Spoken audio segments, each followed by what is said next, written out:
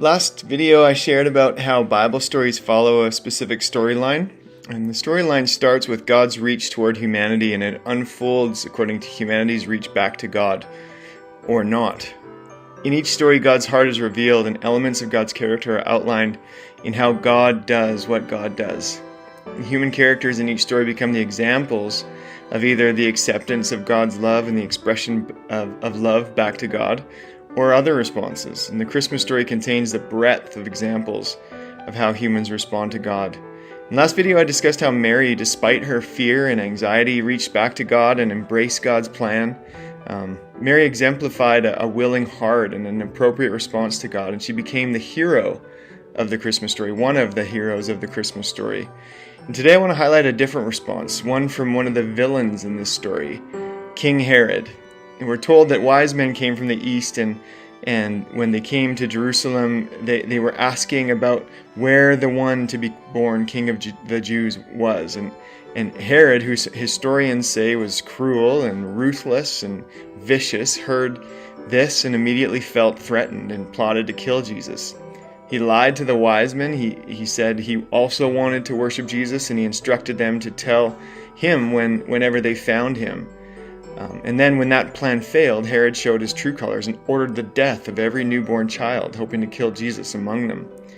So when God reaches into humanity, people respond in really different ways. Some, like Mary, reach out in faith and put their understanding aside. And others, like Herod, feel threatened, and their fear of losing control in their own situation overwhelms them. Often, we become aware of God's reach toward us, and we respond the same way.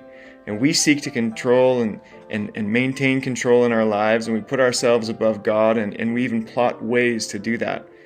Humans will manipulate others into helping them reject God, and ultimately, if our hearts remain cold, we can become aggressive and actively try and stop God's plan from unfolding. And when we do that, we prevent others from experiencing God's love, and we do harm to them in the process. Fortunately, God's ways are so much higher than our ways that any attempt to prevent God from reaching into humanity are futile. Scripture says even that God laughs at our feeble attempts to oppose him. And as the Christmas story goes, God shows the wise men in a dream that Herod is trying to kill Jesus, and they return home another way. And Herod's response to the news about Jesus could have been so different. He might have been counted among those who went to worship Jesus, but instead, he's an example of human opposition to God's reach towards us. See, like Mary, Herod was afraid, and he wouldn't have understood what was really happening. And he responded to God in a way that was quite different from Mary, and it could have been very different. Herod could have experienced God's love and been a wonderful part of this story. Instead, he fought against it, and he caused a lot of people a lot of destruction and grief. Proverbs 3:5-6 says, "Trust in the Lord with all your heart, and lean not on your own understanding. Acknowledge God in all your ways, and he will make your paths straight."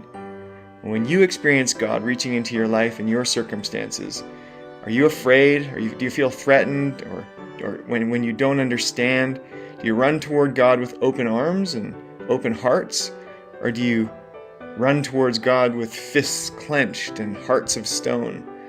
See, God will do what God will do, and the question is how you'll respond, like Mary or like Herod.